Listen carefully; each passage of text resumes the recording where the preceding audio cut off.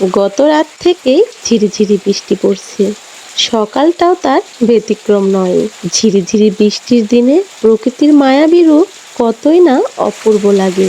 চারপাশ নিস্তব্ধ, শুধু কানে ভেসে আসে বৃষ্টি পড়ার মৃদু ঝাপটের মিষ্টি শব্দ। আর সেই শব্দ যেন মনের মধ্যে এক ধরনের প্রশান্তি এনে দেয়।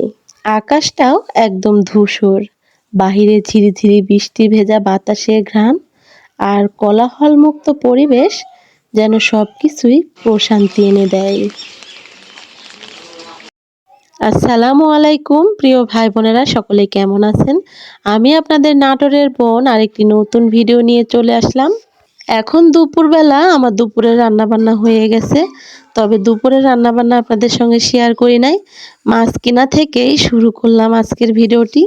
এখন যেহেতু বর্ষাকাল, সেই জন্য অনেক রকম মাছ পাওয়া যাচ্ছে। আর প্রতিদিনই মাছওয়ালারা এই তো বাড়ির উপরে আসতেছে, মাছগুলা বিক্রি করতেছে। এগুলো হচ্ছে টাকি ও শোল মাছ, আর এই মাছগুলা খেতে অনেক বেশি ভালো লাগে আমাদের কাছে। সেই জন্যই 1 কেজি মাছ কিনে নিলাম। 1 কেজি মাছ 230 টাকা দিয়ে কিনলাম। কিনেই তো বালতিতে দিয়ে রাখতেছি।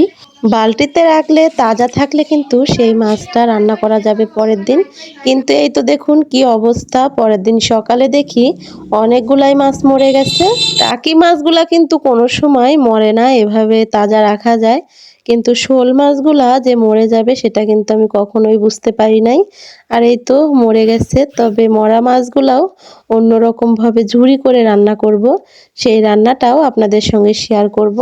মরা মাছ ও তাজা মাছ দুইটাই আলাদা করে কেটে ধুয়ে রাখবো, আর আলাদা করেই রান্না করব।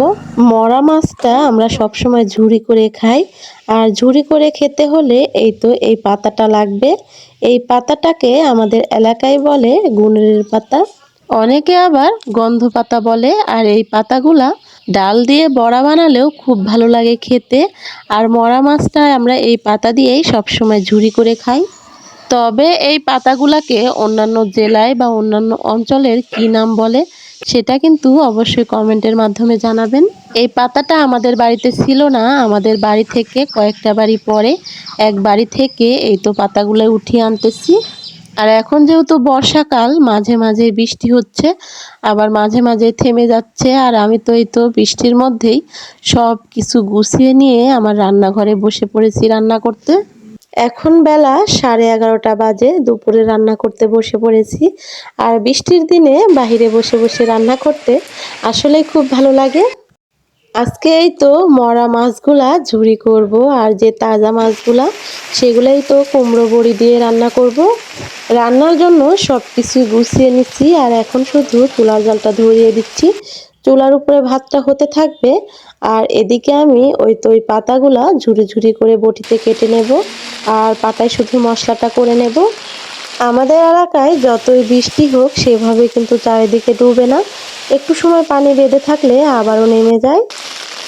বৃষ্টি পড়া দেখে অবশ্যই আমার প্রিয় ভাই বোনেরা বুঝতে পারতেছেন যে কত পরিমাণে বৃষ্টি হচ্ছে। আর ওই তো বারান্দায় আপনারা দেখতে পাচ্ছেন আমি কিন্তু আরেকটা চুলা বানিয়ে নিচ্ছি। ওটা হবে বোমার চুলা, যেটা আগুনটা বোমা দিয়ে উপরে উঠে যাবে, সেই চুলাটাই বানিয়ে নিচ্ছি। কারণ এই শখের ঘরটা অনেক শখ করে বানিয়েছি, সেই ঘরটা যদি কালিতে নষ্ট হয়ে যায় তাহলে কিন্তু একদমই ভালো লাগবে না, সেই জন্যই বোমার চুলা বানিয়ে নিচ্ছি। পাতাগুলা বটিতে কেটে নেওয়ার পরে এখানে মশলা করে নিচ্ছি পাটায়। পেঁয়াজ, রসুন, আদা, জিরা ও কাঁচামরিচ।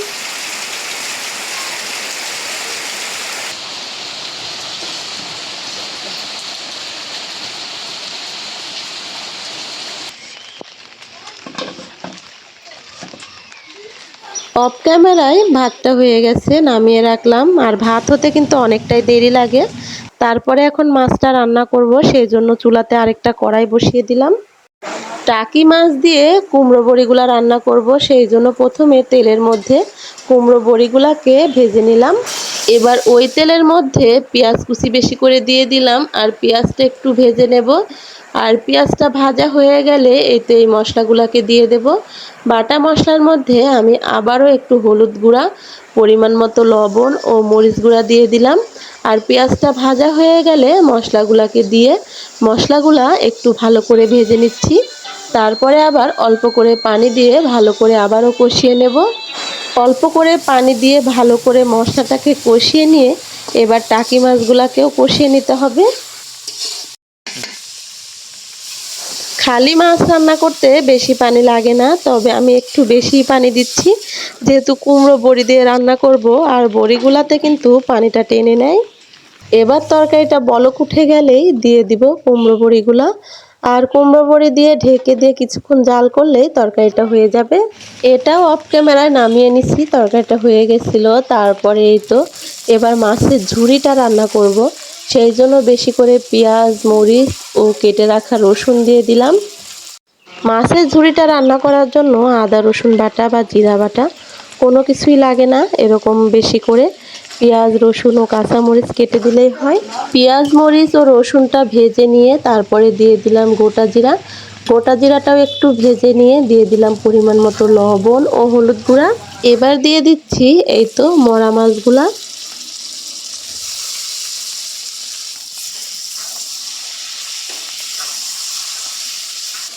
কেটে রাখা পাতাগুলাকেও একসঙ্গে দিয়ে নাড়তে চাড়তে হবে, আর এই মাছগুলাকে একদম নাড়তে চাড়তে ভাজতে হবে। আর এই ঝুড়িটা রান্না করা একদমই সহজ, ভাজতে ভাজতে একদম ঝুড়ি ঝুড়ি হয়ে যাবে, মাছগুলা ভেঙে সব কিছুর সঙ্গে মিশে যাবে। যত বেশি ভাজবো ততই মচমচা হবে আর খেতেও অনেক বেশি ভালো লাগবে। অনেক সময় ধরে ঝুড়িগুলা ভেজে একদম মচমচা করে রান্না করছি। দুইটা রান্নাই শেষ, এদিকে রান্না বান্না শেষ না করতে আবার আমার দেবর আসছে, সেই জন্য অনেকটা তাড়াহুড়া করতেছি। আসলে আমার দেবররা সেরকম আসে না আমাদের বাড়িতে, তবে আজকে হঠাৎ করেই বেড়াতে আসছে, আমি তো মহা খুশি। দেবর সঙ্গে করে শুধু ছেলে মেয়েকে নিয়ে আসছে, আমার জালকে নিয়ে আসে নাই। যেহেতু বাড়িতে গরু আছে, হাঁস মুরগি আছে, ছাগল আছে, যদি সবাই মিলে বাড়ি থেকে চলে আসে তাহলে ওগুলা দেখবে কে, সেই জন্যই দেবর আর দেবরের ছেলে মেয়েকে নিয়ে আসছে। হঠাৎ করে আসছে, ফোনও করে নাই আসার জন্য, সেই জন্য বাড়িতে কিন্তু মাংস ছিল না, বাড়িতে ইলিশ মাছ ছিল। তাড়াহুড়া করে ইলিশ মাছগুলা বের করে আবারও এই তো রান্না করে নিলাম। পরে আবারও রান্না বান্না করতে করতে অনেকটাই দেরি হয়ে গেছে, ওরা আসছিল, ওদের সঙ্গে একটু গল্প করলাম, নাস্তা দিলাম, ওদেরকে খাওয়ালাম, ওগুলো আসলে ভিডিও করতে পারি নাই। এবারেই তো দুপুরে সবাইকে খেতে দিচ্ছি। হঠাৎ করেই মেহমান আসাতে আজকে মাংস খেতে দিতে পারলাম না, তবে আজকে যে রান্নাগুলা সেই রান্নাগুলা মাংসর চেয়েও অনেক বেশি মজা খেতে। আমার শখের রান্নাঘরে সবাইকে টেবিলে বসিয়ে দিছি, আমার আব্বা, আমার দেবর আর দেবরের ছেলে মেয়ে সবাইকে নিয়ে বসে পড়েছে। আমার হাসানটা অনেকটাই বিরক্ত করতেছিল, ও বলতেছে খাবে না, সেই জন্যই বসেনি। তবে আমার দেবরের সঙ্গে যদি আমার দেবরের বউ আসতো আরো অনেক বেশি খুশি হতাম। ওদেরকে নিজে হাতে খাওয়ালাম, তারপরে এই তো খাওয়ানোর পরে থালাবাটি যেগুলো হয়েছে আবার এই তো মেজে ঘুষে পরিষ্কার করতেছি।